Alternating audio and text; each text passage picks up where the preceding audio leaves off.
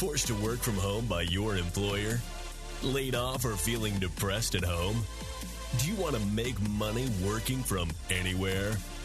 We'll show you how to do it from your couch. It's time for another episode of the Work From Home Show. Coming to you from their homes in Austin, Texas and Tampa, Florida, here are your hosts, Adam and Naresh. Welcome back to another episode of the Work From Home Show. I'm Naresh with Adam as usual, and we have a third person here. She is a very well-known guest. Her name is Dr. Anita Sanchez. She is an author of the international best-selling book, The Four Sacred Gifts, Indigenous Wisdom for Modern Times. I thought I'd bring Dr. Sanchez on because on the last episode, we heard from a Native American chief who had some choice words for us. So I Not think our biggest fan. Not our biggest fan, but I think having Anita on kind of is a good follow-up to that episode. She has worked with tens of thousands of global leaders and teams around the world. She specializes in Indigenous wisdom, diversity and inclusion, leadership, culture, and promoting positive change in our world. She is a member of the Transformational Leadership Council with luminaries such as Jack Canfield, Marianne, Williamson, and Dr. John Gray.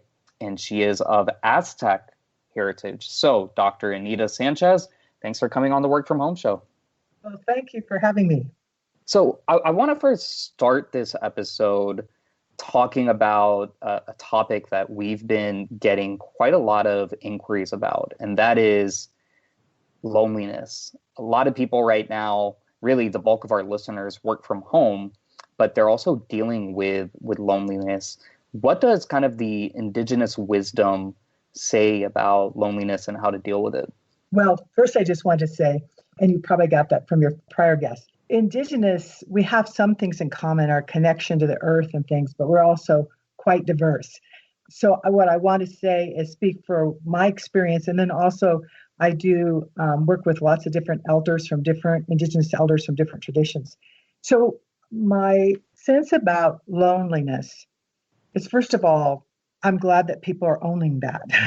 It's important, whatever we as human beings are experiencing, we don't shove down or suppress any kind of feeling or emotion. Rather, we bring it forward and look at it. And loneliness is a human condition. And in our teaching is that we are never alone.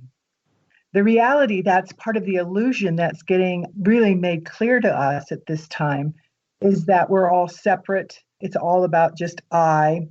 And so at this point, what we're really getting to sense in a big way, even if you knew it before, it's like deepened, how much we as human beings need to connect, how much as human beings it is our natural state to be in community. And it doesn't matter whether you're an introvert, you can be an extreme introvert or extreme extrovert, but even the introvert, it doesn't mean, it still means we need that connection. A baby dies if it doesn't have it. So we're finding extraordinary ways, just like what you all are offering through your show, is for people to still connect. Now, it's not the physical touch. However, I think what we're getting to understand is that in that alone time, in that sheltering at home, not literally just physically in the house, the space, land, but in our own home, our internal home, as leaders of our own life, is understanding too what is so important to us and what really isn't as important as we thought. Now, we talk about loneliness in that regard, but before we were all sequestered at home, loneliness was a huge problem in our society already. So what's kind of the happy medium that we as a society can try to get to? Yes, well, part of the loneliness, I think even before this, that it's only been accentuated here, is that the loneliness is because, again, the illusion of separateness. I invite people to explore that. And I also am really clear that they're never, I shouldn't say never. It is unlikely there is ever one answer.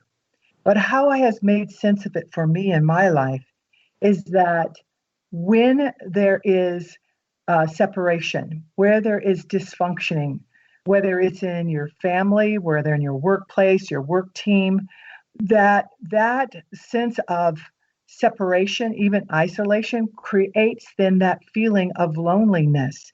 And it's reached its depths. I mean, we've been seeing suicide, at its height for teens, depression, all these things. And then we look around at our world, there's so much, whether you're talking economics, politics, society, environment, there's just so much that is not functioning well. And at the same time, even in this turbulent time, we're being able to see clearly what hasn't been functioning well that can be part of us really mirroring the dysfunction and the isolation, the illusion of separateness. But also we're seeing the other natural part of this, which is the caring and compassion, neighbors doing things for neighbors. I hear we have school districts that made sure that in other school districts, not even their own, calling on families to make sure there was food for children who the food wasn't there for them. And I see workplaces where people aren't just jumping into, let's do the task. They're asking first, how are you and your family? And those things might sound, let's just get to business. We're beginning to realize, I think, when you have the sense of belonging, when you know you are being seen and acknowledged, when your own worthiness, which we all are worthy of dignity, is being mirrored from others, that's a powerful gift. And we're getting that even in this virtual space. Anita, switching gears now to just broader society. Now that we're essentially locked down in our homes, the government's trying to open things up, but people actually want to be locked down. They're afraid to go out. How can people at home integrate back into the broader society? Yes. Well, part of it, I'm even looking at language. I realize there's government, World Health Organization, local, mayor, there's some different language, but lockdown is one of them. I reframe that. I really see it as sheltering at home, that we are choosing we're being asked, so we can obey it or not. We always have choice. We are choosing to shelter at home, to do social distancing in solidarity with our own life and the life of others.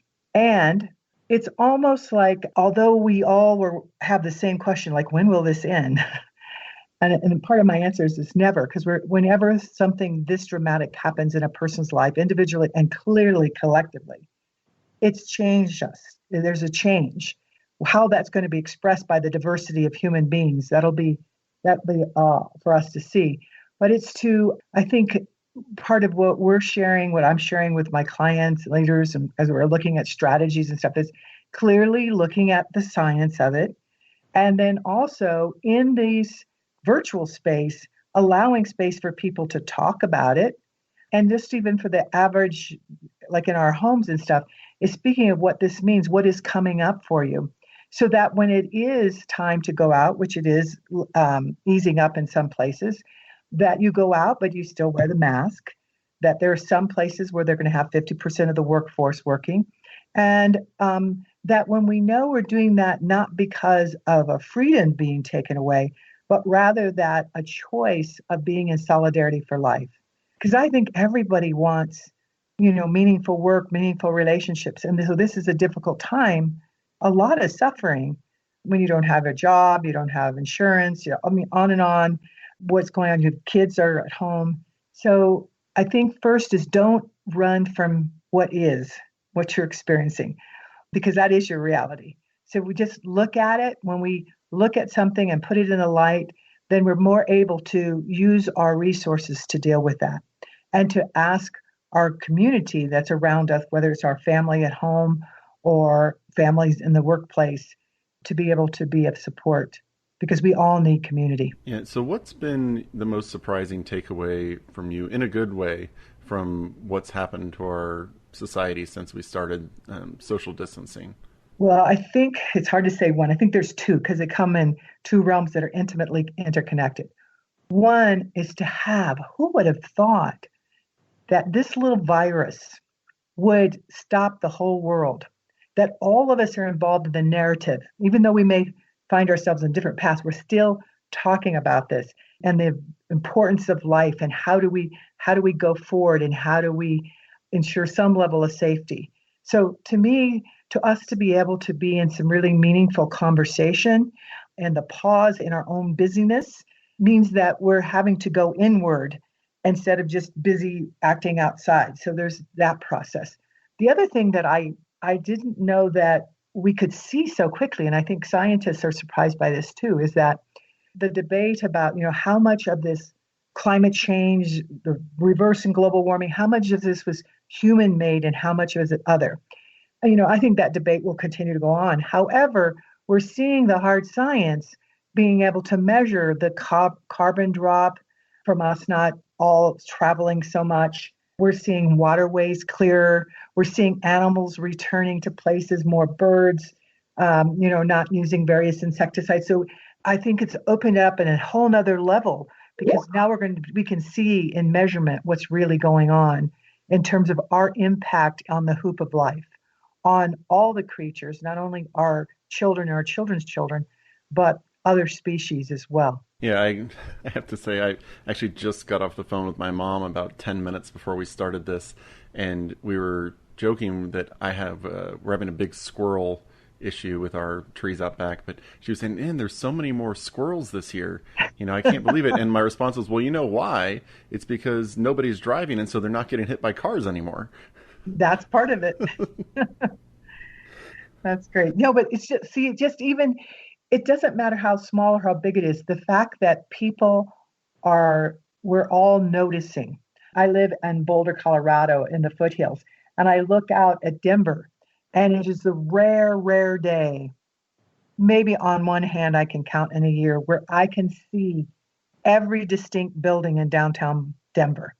However, since the sheltering has started for the last 5 weeks, unless it's snowing, I can see every building in downtown Denver, which it used to be one of the places people came if they had asthma, and then they stopped because it's so, the pollution, and it is so clear. So it makes you go, wow, what does this really mean in terms of how we're going to choose to be when we leave? And so the little bit of fear or tension that people have about what does this mean, part of that is because, of course, we all want to live as long as we can. We can't escape death, but we clearly want to have it happen later, all of us.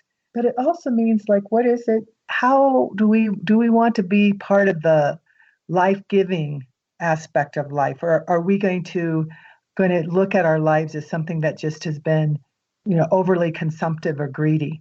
I think we just have so many things in this pause we can ponder, but also, as you say, as it all opens up, to see what's occurring, what we choose to do. Well, I think what you just said, Anita, ties into the whole work from home movement. I've been working from home full time for 7 years now, but it's really longer than that. I think it goes all the way back to maybe 2005 when I started working from home. And I have been very pro work from home since I got started full time in 2013. So for 7 years now. And that's why we started this show, the Work From Home Show, because I just always felt that so many jobs in this 21st century economy could either be outsourced overseas or could be done from anywhere, from home. And we are seeing the effects, which includes more squirrels, cleaner air. We are seeing the effects of working from home. And I'll admit, initially, my kind of pro work from home ideas were more business related. They were more bottom line, because you just get better talent when you open up your pool to the entire world rather than the geography within 10 miles from you. You get better talent, and because you have better talent, you also have more talent. And with more talent, you can get better price. You can hire people for lower costs. So that was kind of the selfish motive of it. But now we are seeing the environmental and spiritual and personal and emotional benefits as well. And there are a lot of drawbacks. Don't get me wrong. There are a lot of drawbacks. We talked about loneliness earlier in the episode. That's a huge issue. Domestic violence, child abuse, that's gone up over the past really 6 to 8 weeks. So it does have its drawbacks, but it does have its pluses as well. Yeah, I think that's the other thing that maybe you were always like this, but I'm seeing more and more leaders, whether you're a leader of your life, your home, your business, really holding on to the polarities. It's not either or. It's both and. So there's all this positive stuff. So I, like you, since 1987, in my 40 years of having my own company and everything, I continue to do the work. I've worked out of my home. Now I have traveled. I've traveled all over the world because I work for very large corporations and then some entrepreneurial ones in different places. But what I enjoy the time at home. And you can, as you said, make deep connections all over the world. Yeah. Yeah. Now, I do have a follow-up to what you just said. I didn't know that you started working from home in 1987. Yes, in 1987. Yeah, So you're one of like the pioneer. We did interview somebody who started in 1985, somebody who started a little before that, but that's still very impressive to get started working from home pre-internet during the 80s. That's before I was even born. Tell us about how you got started. Tell us about how you got started in the 80s without the internet, working from home. Yes, well, of course, I had my job beforehand, and then I finished my PhD, and I actually, consultants found me. I mean, I had been consulting, but more in the nonprofit arena, and some consultants out of several major corporations, AT&T and DuPont, knew about my global work. And so they said, "Well, do you join us?" And I'm forever grateful to them because the consortium were people all over the world. And so we couldn't meet with each other all the time. So we do phone calls. And then some of my clients, Hewlett Packard, IBM, Xerox, in the 90s, I remember when they said, your trainings are really great and we want you to do this and this and this. Can you do it online? So in the 90s, I said, well, I'll be glad to, but I'm not exactly sure what you're asking me, and you'd have to teach me. So I began doing webinars and working with teams that are global teams. And rather than flying them all in, it was so much easier to just get online and be able to, with conference calls, and to be able to do this work. So it actually has been happening a lot longer than people think. And it can actually strengthen your business too, not only in terms of your personal life and that it's healthier not to be traveling all the time, but it strengthens your business because, as you said, it's a global labor force. And as things get tighter in various fields that looking for people, everybody's looking for the talent all over. And so the ability to establish relationships, maintain the relationships, know how to do creativity together, not having to see each other face to face, also how to work through struggles and conflicts. These are all strengths that are powerful, whether face to face, but also it's virtual. So I think I'm hopeful that we're going to be looking at what makes sense in terms of our world, of what the work systems and structures look like. Maybe there won't be as many buildings kind of things that we will need in order to have still really, really wonderful creativity and services and products that will be very supportive to all the various parts of the world. And I remember my internet connection in the 90s, and I'm amazed that webinars were even a thing. I'd never heard of them, at least. But in regards to the people who are starting to work from home now, do you have any suggestions on how they can best interact with other people who are working from home, like, with the video conferencing and the other stuff? What's the big difference in the interaction that they can kind of know whenever they're going out there and starting their journey? I think that's the other thing to talk about in the team, or whether it's just one-on-one or there's a whole team of people. But what most human beings, just the way our brains work, and that is that most of us, it's really hard to deal with change. And even those who say, oh, I deal really well with change, there are still things that come up that make it difficult. So I think some pattern. So establishing some times when you check in. I know a lot of people who are not used to this all of a sudden said, okay, well, let's just check in every day for the first 30 minutes. And then it was like, we're really doing great unless somebody says, I need to have this meeting. We're doing it 3 days a week. And that seems to be working well. So I think people will find their own pattern. But I think some patterns are important, as well as allowing for, can you text? Do you do the Skype or the Zoom call? If something where you need more immediate kinds of support, and make sure that that's okay, that someone doesn't feel like, oh, you're intruding. That's really critical. But the other thing I think about working virtually Actually, I do this with people we're face to face, but virtually, especially when I like virtual teams, is we all need to really take care of.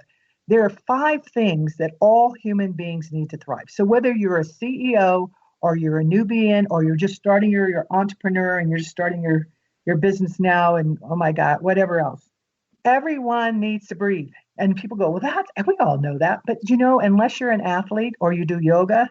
Most people never learned how to breathe. And people are holding their breath a whole lot and expecting themselves to be really productive and creative. So I'm just going to name what the 5 are. So for everyone, we have to learn how to breathe because that oxygen is very important. We can deal with stress better. We can be more resilient.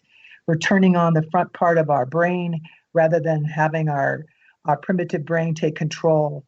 So it's really critical. We need to rest. And this is a tough one. I don't know about you two, man, if you're good at this. It's really important. It's hard whether you're an entrepreneur or you're head of a company, big company or whatever. But rest, you need to program that in. Because you think if you're not going to be up to your best that you can be in this turbulent time, rest is when we build muscle. That rest time is like if you told somebody, okay, you only inhale, no exhaling. That's what it's like to not get the proper rest. So, of course, people would say, well, that's absurd. You have to inhale and exhale or you're not going to do well. You're going to die. Yes, we need rest. And so then the third thing is what people would naturally think, water. We're 80% water. It depends on the size of your body. It goes anywhere from 55 to 80% of your body is water. And we need to keep replenishing that. And then we need nutrition. And so at home, whether at work, and actually people think at home they do even better. They eat healthier food, stuff that's really food rather than just quick junk, grabbing something between this meeting and that meeting, really so that your body can function, so our brains are working. And then the last thing is the thing we've really been talking about this whole time, which is all human beings need community. And we get to figure out which ways and how much we need. So in this space of doing virtual, whether you're a solopreneur or whether you're, the executive, a 50,000 person, and now they're all out and your role with your executive team is creating those patterns and modeling it for people, sharing what it is you're doing to take care of these 5 things. So that way that when you come together, you really are able to be, effective and on and creative. And we're just going to see, I think, amazing, the kinds of new ideas and inventions. I can't even imagine. I only can imagining what things people are going to think of to help us be healthier workforce, creating healthier things for life for people all over the world. Well, this podcast is really a product of that. We only launched this in late March, and it was because of, like you said, if this pandemic did not happen, we would not have this podcast. So it kind of got us thinking. But the 5 kind of principles that you shared with us, are those part of your 4 sacred gifts? No. Okay, I would love to share yes. The 4 gifts are. So the word indigenous, actually, anthropologically, indigenous is really all of us. It means that you're of the earth. So we are all made up of all the elements of the earth, stars. I mean, you look at science, biology, chemistry, that's what we're made up. So all of us ultimately are indigenous and came from indigenous people. However, there are those of us who have stayed connected to the original wisdom, the traditions, the ceremonies, the connection to the earth. And that's what most people modern day think about indigenous. And those are peoples from different traditions all over the world. And those are the gifts that I was talking about, the 4 sacred gifts, come from indigenous wisdom keepers, indigenous elders to help us in this time, actually, foreseeing from a vision. And then Spirit made a call out, and 27 elders from around the world came. And in that weekend, they had ceremony and prayer and different language, meditation, and they created a hoop with 100 eagle feathers. And Spirit told them to put 4 gifts in there that belong to all human beings. So not indigenous, non-indigenous, none of this separation stuff. This is for all humankind. And if you use these gifts, you'll remember how to be in right relationship, healthy relationship with yourself, other people, and the earth itself. Okay. And your book, to remind our listeners, is called The 4 Sacred Gifts. So can you kind of go into depth on each of those Yes. gifts and what they are? Yeah, they're no secret because you all have them. We all have these gifts. So the 4 gifts, in order for us to remember how to have a healthy relationship with ourselves, other people, and the earth are. The first is the power to forgive the unforgivable. The power to forgive the unforgivable. And we can all immediately think about things that maybe we haven't forgiven and the energy it's taking, both individual and big collective hurts. The second is the power of unity. And that's what you both are about. Like, so what if you work virtually? That doesn't mean you're alone. There's the power of unity, what we can do when we bring our imaginations, our skills, our gifts together. And it's take all of us to create a thriving world. So the gift of unity. The third gift is the gift of the power of healing. And healing isn't, I know we're all waiting for that vaccine and it'll be great when it comes. However, healing's a process that we use every day. There's hurts and mistreatments that happen, and that we can love ourselves, care enough about ourselves to want to heal so that we can live the best life that we can. And then the fourth gift is the gift of hope in action. And that's to look at beyond our 5 senses, the intuition, the things that come through dreams, the things that come just, we don't even know magically where that comes from. But that power to imagine, to dream, to vision, and then get in action. Those 4 gifts, forgiveness, unity, healing, and hope. Use these gifts, and I've used them since 1995, and I've used them with C-suite people down to newbies into organizations. And all over the world, people can feel the truth in that and use those. And it truly helps you understand that you're never alone. You might get lonely, but you're part of this really, really amazing hoop of life. So whenever you go and you speak at these events and you work with these companies, out of these 4 gifts, what's the one that you've seen as the hardest for most people to wrap their heads around or to take advantage of? And what are kind of your tips that you give them to overcome that? That's a great question, because most people will immediately draw to, especially leaders, like, we need more unity, we need that hope. So we really want you to go for that. So that might be the starting place. But immediately they realize, oh, we're not getting as far as we want, because these gifts are interconnected, just like everything is.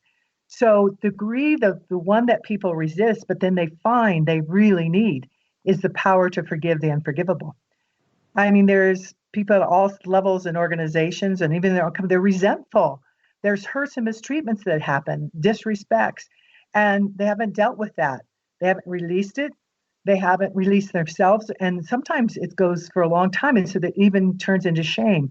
All those things become barriers because you're using energy with resentment or pain, consciously or even unconsciously, rather than to be able to draw on trust and all the other gifts you have. So I would say people are generally more attracted to the unity and hope, but very quickly begin to see, oh my gosh, the forgiveness and the healing. And right now, people are really asking a lot about the healing, because they realize just because when this finally so-called ends, and we don't know when that will be, and science is saying there'll be new rounds of this or something like it, that means the healing process is a gift that's a powerful one that we need to be able to use over and over and over again. Awesome. Well, Dr. Anita Sanchez, author of the international best-selling book, The 4 Sacred Gifts, Indigenous Wisdom for Modern Times. Awesome, awesome book. Available on Amazon. Your website is anita-sanchez.com. Also 4sacredgifts.com. Dr. Sanchez, any final thoughts or sites or books that you want to plug?